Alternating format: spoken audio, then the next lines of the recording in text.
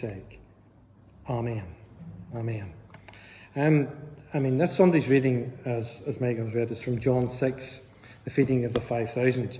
And this story is so well known is because it's recorded in all four of the Gospels. So it is a very significant story because it was important to his followers.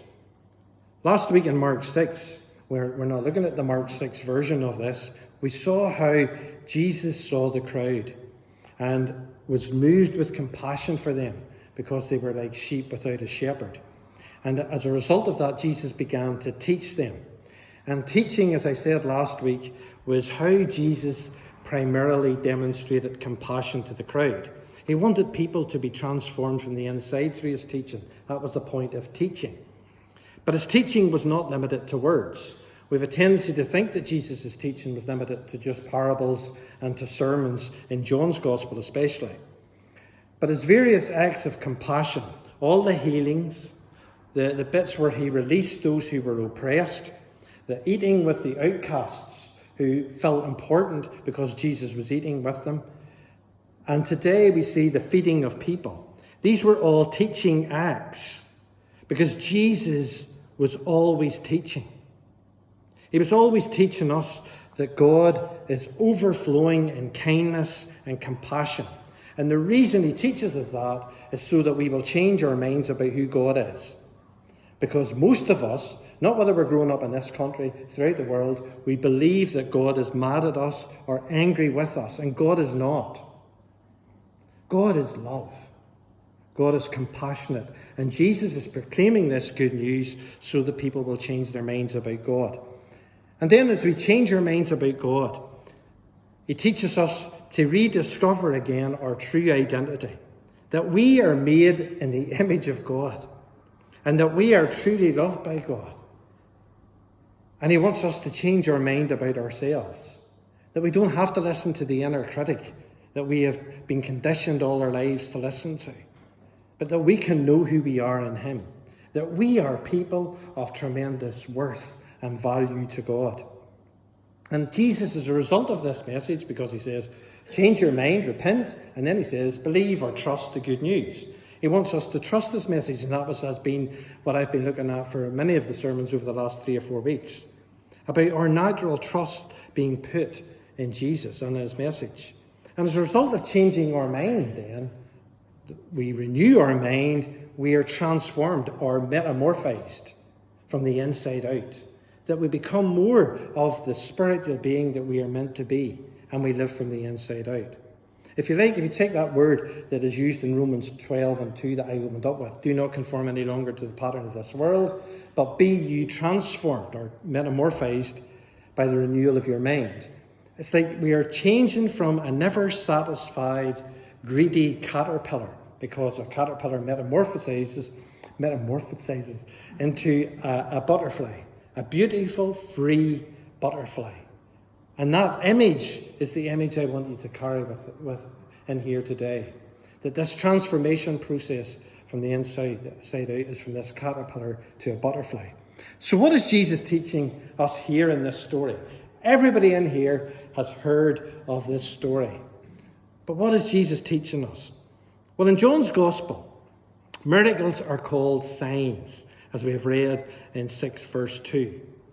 And so it's important for us to look beyond the miracle itself, the miracle story, and stop, not just read it literally, but begin to see the message that is behind this particular act or this sign, this act of compassion.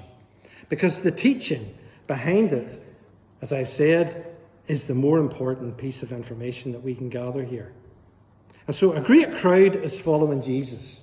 The crowd has seen and heard of Jesus' great work, and they're drawn to him. But they're also drawn, as we read elsewhere, because of his compassion and because he speaks with authority, not like the scribes and Pharisees. And so people are attracted to Jesus.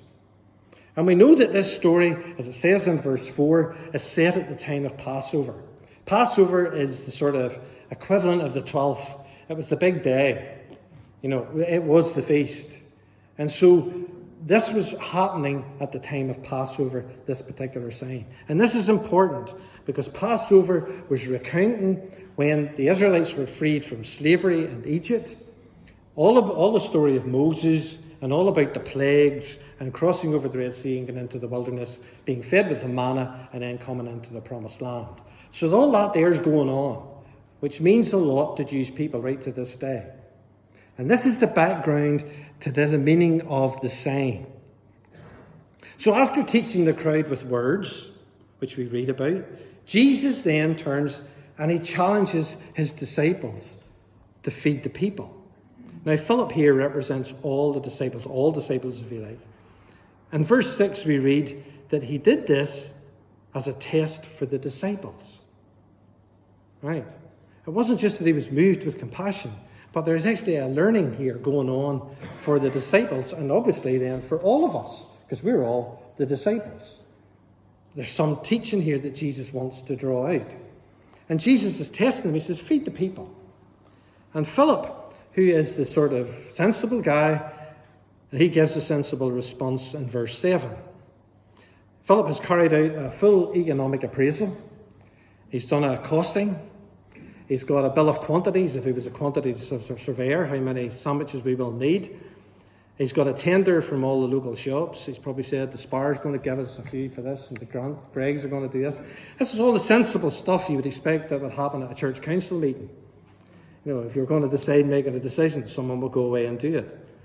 And it's sensible. I mean, Jesus on another occasion in the Gospels, he says, if you're going to build a tower, sit down, make sure you have enough money to do it. And if you're going to go to war, make sure you have enough soldiers. So there's always this element of Jesus here that says wisdom, the wisdom of the everyday. But there is a better wisdom that's going on in this story, which is beyond bills of quantities and tenders and economic appraisals. It's a higher wisdom that's revealed by Jesus. And when Jesus reveals something, he's not saying that the previous stuff is negated. What he's doing is he includes the old wisdom, because that makes sense sometimes, but he transcends it here. It's a bit like maths. You know, when you learn maths, you start off with addition, subtraction, multiplication, division. And then, if you like, you might go on to algebra. But you're still using the same principles as dividing, multiplication. You build on it. You transcend it.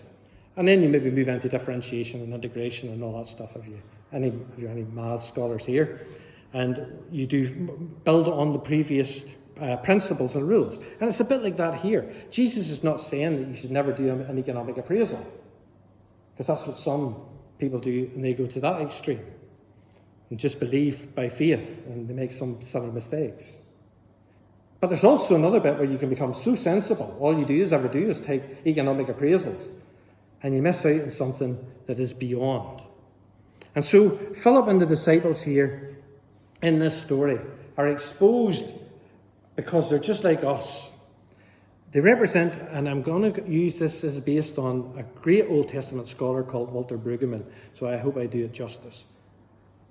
Walter Brueggemann would say that they represent a worldview of scarcity, a worldview which prevents them seeing the wonder of the kingdom, which is with us and in us and near and close at hand. The wonder of the kingdom of God. Scarcity is the belief that no matter how much we have, it's not enough. There's not enough land for people to have houses. There's not enough water. It says scarcity. There's not enough money. And there's not enough housing. And in our consumer age, we are never satisfied because we want more. We're never contented. And we all know this. This is the way we live. You need the next phone. You need the next thing. You need that. You know, if I only had that, then I'd be happy. Then it comes, and after 2 days, no. Moves on to the next thing. Because in scarcity, we always start from fear. Someone else will have it. I need it. People create gaps in the market so people will want more of that particular object or that particular thing. It starts from fear, scarcity, not trust. And what we do is then we plan from fear. We may do our appraisals, but we're doing it from a place of fear and not faith. But Jesus teaches a different message in this story. A better mindset, if you like, especially in this sign. And in verse 8, another of the disciples, Andrew, brings a small boy with 5 small barley loaves and 2 small fishes. And fish. Andrew is showing a bit of trust here. He's just coming up to Jesus with his lunch, this wee boy's lunch. But then he goes straight back to scarcity. So he's got a slither of faith, and then he goes back, but how far will this go? You know what I mean? This is not going to go too far. But there's just a slither of trust. And a slither of trust, or a seed of trust, a seed of faith is all it needs to take us into this other realm, or this other way of being that Jesus talks about. So Jesus takes the bread, and he takes the fish, and verse 11, he gives thanks. And that's a good starting point for us. Be thankful for what you have, not what you haven't got. And that is the beginning of the antidote to a mindset of scarcity. Be thankful for what you have. He takes the lunch and he gives thanks. And then the bread and fish are distributed. The people are fed and satisfied in verse 12, and there's even a surplus of 12 baskets. Depending on where you read, when we hear this story, the more conservative side of the house of theology, if you like, but we'll see, there's a miracle going on here. Something happened and everybody got the food. We don't know how that worked, because that's to tell us something about who Jesus is. And that has truth as much as another interpretation. If you go to a more liberal, if you like, position on this, they will say that what it stimulated was a sharing.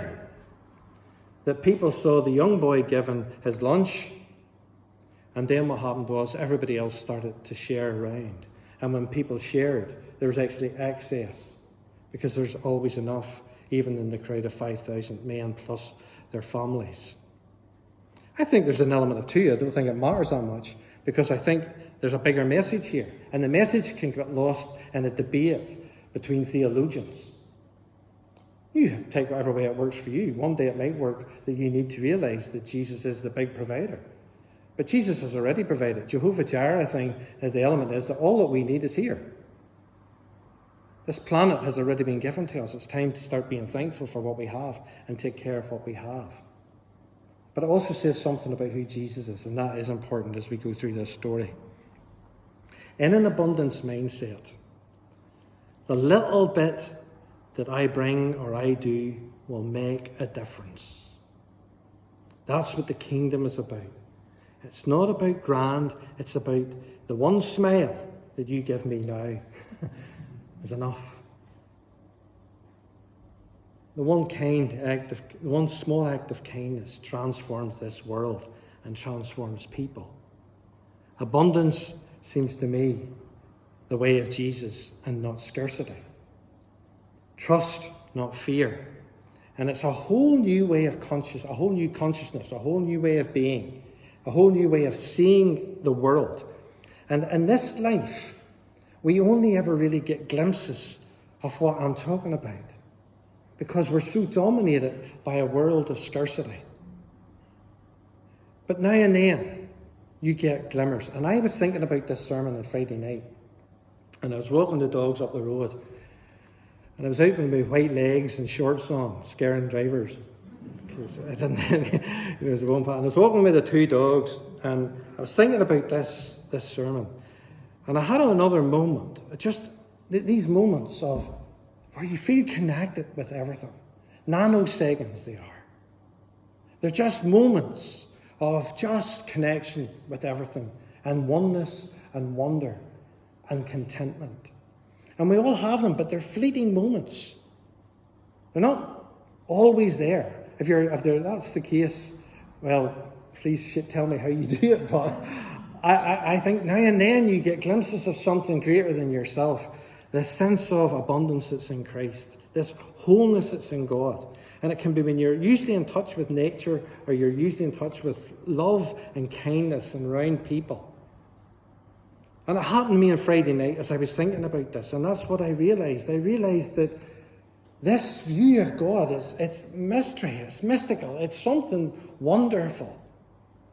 that I cannot put into words. But you know when you're lined up or something inside. And this is what I mean by abundance. That sense of contentment in God. That we are all connected. We're all part of something greater than ourselves. And that the Spirit of God is in us. And if we can begin to see this, it changes everything around us. And this abundance message is the refrain of John's Gospel. From overflowing wine at Cana, not just a couple of bottles, barrels, you know what I mean? The whole shebang. Overflowing abundance of wine to this overflowing abundance of food here. But in John 1, in verse 16, John's beginning to show this way of Jesus. And it says in John 1 and 16, out of his fullness, or out of his overflowing fullness, we have all received grace upon grace. And I would go upon grace, upon grace, upon grace.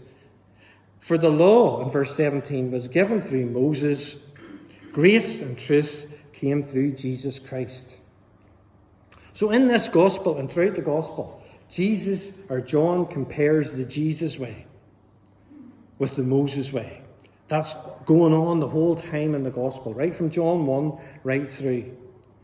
That Jesus is something more here. In his gospel, we see that the law came through Moses. And if you want, that's the sort of scarcity mindset I'm going to call that for ease here this morning. But then grace upon grace, absolutely outrageous, superabundant, overflowing grace came with Jesus and the Jesus way. He transcends all that Moses was good of, and he includes it because it's good not to kill, not to murder, not to harm people, to love your neighbour, to love God, as it says in the law of Moses. These are good things. But Jesus takes us to another place. And that's what John's trying to convey throughout all the stories in his gospel. In the wilderness, the Israelites experienced bread from heaven. And later on in John chapter 6, we know the bread of heaven is identified with Jesus, the manna, as they called it. And they didn't make the manna. They didn't earn the manna. But the problem for the manna was that it only lasted one day. And here Jesus shows us a different worldview of abundance. An abundant grace where the bread lasts. He is the bread. He is the Word. And he lasts forever. We have access all the time to this bread that Jesus gives. Jesus is always demonstrating a different view of life, a kingdom life, as I said, which is a move from scarcity or not enough and points to the abundance. And if we begin to open our eyes and you look up at the stars at night, I was going to burst into Coldplay there, see how they shine for you, yellow. But if you look up at the stars at night, and especially when it was during the time when there was no aircraft and all that was happening, if you looked up, like Abraham was inspired by the stars at night to know that he would have many, many, many children. Look at the stars and you can begin to see that there's an abundance in this world, this universe. We just haven't begun to understand it. Look at the seeds, the multitude of seed. We live in a world which is abundant. There's always, always enough for our needs. Everyone can have enough in this world, but our systems don't allow it. It's a fairer distribution that we need. This universe is abundant, but as I said, our systems make us aware of a scarcity mindset. Oh, there's not enough money for you to pay you wages. There's not enough to do this. There's not enough jobs. There's not enough here. There's plenty. There's much. We have been given so much. But if we're in the mindset of not enough, and we enter into that same economy, then we end up dissatisfied. We can see this mindset even in our own community. We all focus on what we haven't got. But we need to move from these deficit models to asset models. We need to begin to to see here that we have all we need here in this church. We have all we need right here, all that we need in Jenny Mount Church. But if you go away and you're comparing with some other church, or you compare with some other thing, well, you're seeing a scarcity. Why do I not have that? Why do we not have this? We have all we need. It's time to look at our assets and bless and start with thankfulness. And you do the same in your life. I mean, I could sit all day if you watch just TV, you come in, I haven't got one of them. I can't go there. I haven't got that. I mean, it's like me with the guy up the road from me. Every day I was going past his VW, camper van. And I looked online and there were about 28,000. I went, my goodness, 50,000. And I'm going to buy one. I'm just saying I was jealous. And you look at it and you go by, I could go past every day going like this with the dogs. See me, I can't afford one of them. It's not fair. I mean, why's that boy got a camper van and I haven't got one? You know what I mean? Then you go, you tithe all your life. Still haven't got whatever. And you're still going, why have I not got it? Now, I'm only saying that because I'm over that now, by the way. But I'm just saying it because it was a different need. I had a need for freedom. And that's what that conveyed. Look for the need behind the desire and you'll find something deeper. But in the case of us not being thankful for what we have, we can see what we don't have and lose sight of what's in front of our face.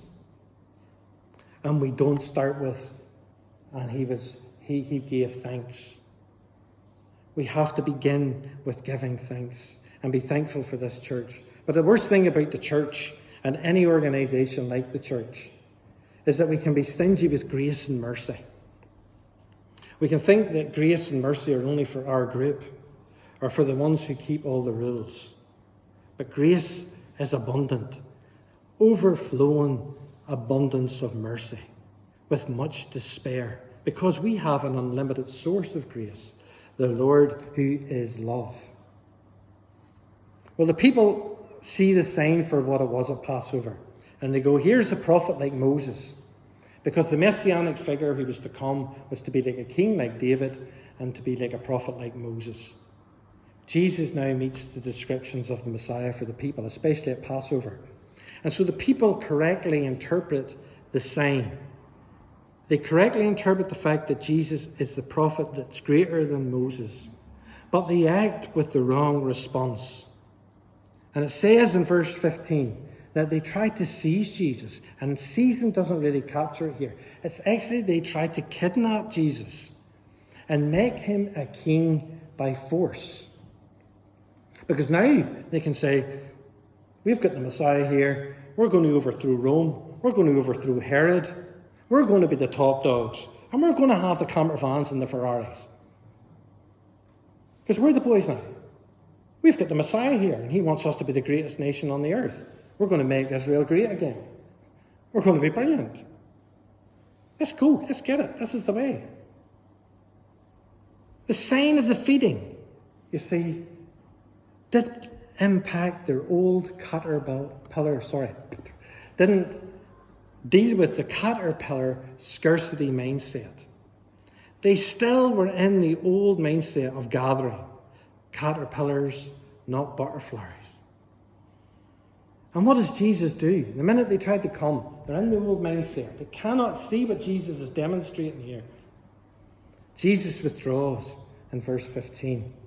Because Jesus cannot be party to such small-minded agendas. And Jesus will not be a pawn in their narrow political games. Because he wants his disciples to see with different eyes. He withdraws to solitude. In the upside-down world of Jesus, in the upside-down world of God, it seems to be that sometimes the place of solitude, whether that's a desert or up the mountain, is the place of abundance. Abundance is often found in the desert because it's there you can learn contentment.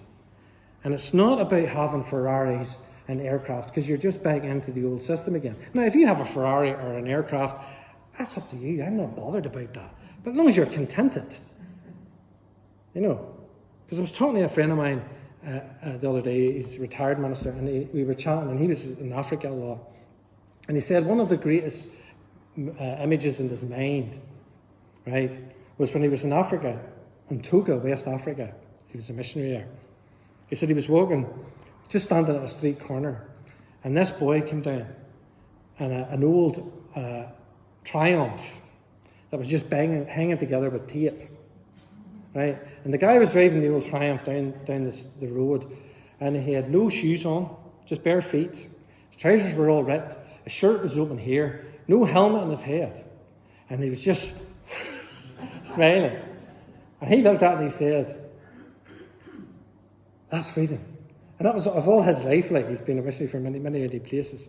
He said that was freedom. It wasn't the boy who was driving the Ferrari or the whatever it might be that's your big thing, because it's all about being in this place of abundance in the inside.